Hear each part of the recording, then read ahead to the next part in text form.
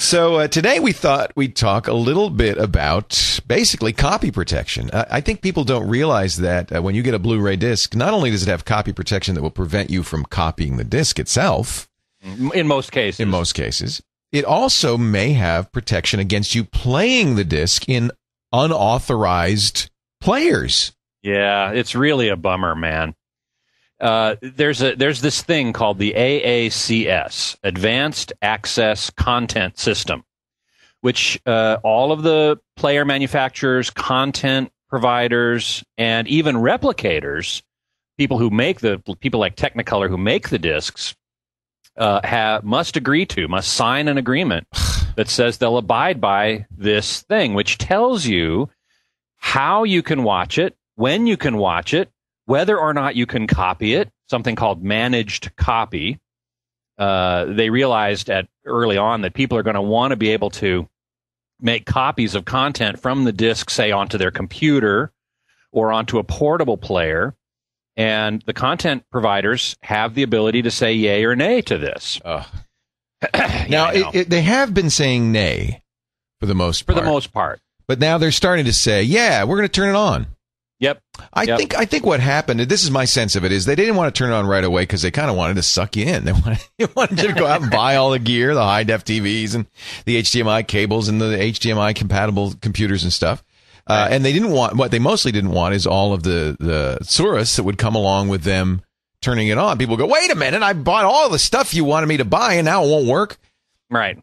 But it was always there, and I think they always intended to get it there. And now that everybody's bought all this gear. And now another step in that process is going to happen. I learned this week that there's a provision in the AACS licensing agreement, or adopter agreement as it's actually called the analog sunset. Yeah, that's nice. And what the hell's that? The analog sunset. The analog sunset. Okay, basically, to get high def out of a Blu-ray player, you normally would use the HDMI output, which is the digital video output, right? And everything works great.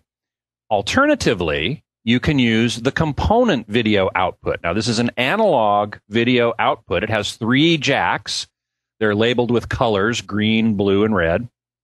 And whereas the HDMI output can output 1080p, which is what's on most Blu-ray discs, the component output can output 1080i, right? So it'll take the 1080p that's on the disc and interlace it. It's still high def, though. It's still high def, absolutely, and it still works fine.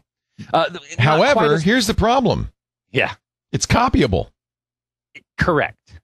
Because it's analog, there's no real protection about copying it. And so the AACS adopter agreement has this little provision on page 106 out of 188 pages that people have to sign that says, starting January 1st, 2011, new players that are introduced to the market must downconvert the Blu-ray content to 480i when sending it out the component video output. So no longer with new players. That is an anti-piracy move. Yes, because this is the so-called analog hole, which means you can. Yeah, they won't let you copy over digital because then it's a perfect copy. But they have not up to now blocked copying over an analog signal, even though it's still HD. It's just not quite as good. So I guess they won't not quite as good, right? But now they are. Now they're going to block that, and all players after introduced after December 31st of this year. What burns me is that they're insisting on this. Yeah. So if I were a believer in the free market, and I wanted to sell my player, I might be incented to say, well, we won't implement that in our player, but you won't be able to sell it. No, that's right. If you sign the AACS agreement, which you have to, if you're a player manufacturer, otherwise you don't get access to the decoding. That's right. So this is kind of bad news, especially for people. I get this question a lot from readers and listeners who say, I've got a new HD TV and I've got a Blu-ray player, but my receiver is older and it doesn't have HDMI. So can I connect my component output to the receiver, and will I see high def? And up to now, I've been saying, yes, you can. It's not quite as good because it goes through an interlacing process, first of all, in the player. And then the TV has to de-interlace it, if you will. And you could get a few artifacts that way. It's not going to be quite as pristine as seeing it from HDMI. But you can do it. And that's a lot more convenient than connecting the HDMI output from the Blu-ray player directly to the TV, and then the audio from the Blu-ray player to the receiver, and having to switch both of them when you're going to watch a Blu-ray versus when you're going to watch TV or something like that.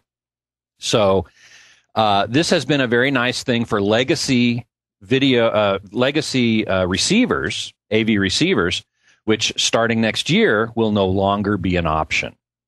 Here's the irony of this.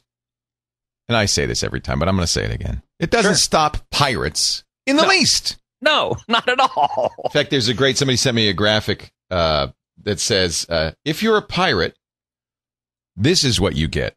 Insert movie, insert DVD, watch movie. If you're a paying customer, this is what you get. This is what you get. You get all the other stuff. So that's right. All they're doing, I mean, I understand that they spend a lot of money to make this content, and they think we're all thieves and we're going to steal it and we're going to rob them blind. So they lock it down. Yeah. And it's their right to do so. Yeah. But all it does is it pushes people into piracy so they don't have to put up with all this nuttiness. Yep. Yeah, I'm afraid so. It's.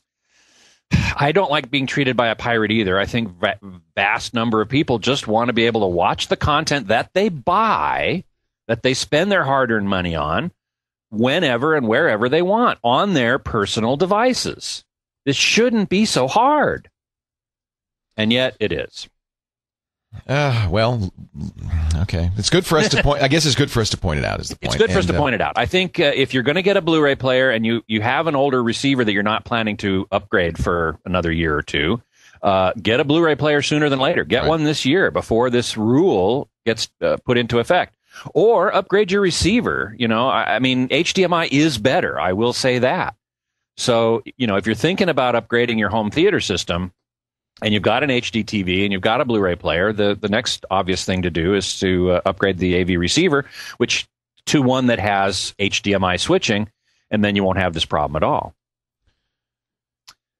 But the same thing is happening with HDCP, which is the the high def content protection, where you have to use an HDCP enabled television, an HDCP enabled cable, an HDCP-enabled playing device. If none of those are available, it will either not play or more likely play at 480i, that lower quality.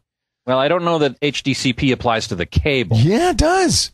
Does it really? Yeah. I hadn't heard that before. Yeah. How can the cable know if HDCP is happening? I don't know.